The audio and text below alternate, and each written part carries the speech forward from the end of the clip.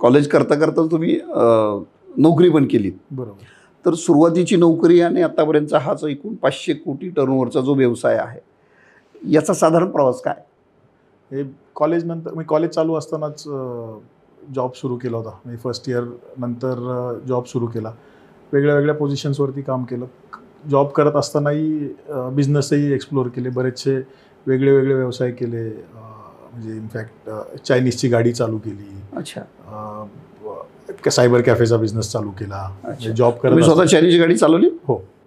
मी कॉलेजला असताना त्यावेळेस क्रिकेट खेळायची खूप आवड होती. म्हणजे तो पिरियड तर खूप म्हणजे तो शेड्यूल म्हणजे नॉर्मल लोकांचा नसल्यासारखं असायचं. म्हणजे 4 वाजता उठणं, 4:30ला घरातनं निघणं, 6:30 वाजता 5:30ला नेहरू स्टेडियमला पोचणं स्वारगेटला सायकलवरती. तिकडे क्रिकेटची प्रॅक्टिस करणं सकाळी. 9 वाजता वर्कशॉप होतं काकांचं, तिकडे जाणं, तिथे जॉब म्हणजे सकाळपासून संध्याकाळपर्यंत तिथे थांबणं.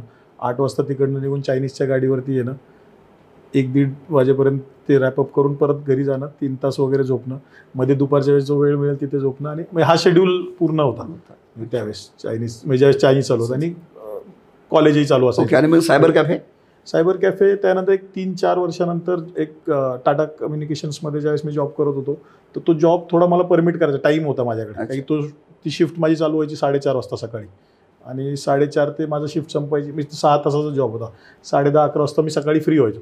पूर्ण दिवस माझ्याकडे असायचा. तर मग घराच्या वरतीच एक मोकळी जागा होते, तर तिकडे मग सायबर कॅफे सुरू केलं. आणि तिकडनं मग सायबर कॅफे, बेसिक कम्प्युटरचे जे रिटेल आजूबाजूचे ओळखीतल्या लोकांचे कम्प्युटर रिपेअर करणं, त्यांना अँटीव्हायरस विकणं, तो बेसिक बिझनेस तो तिथे चालू केला होता घरातनंच.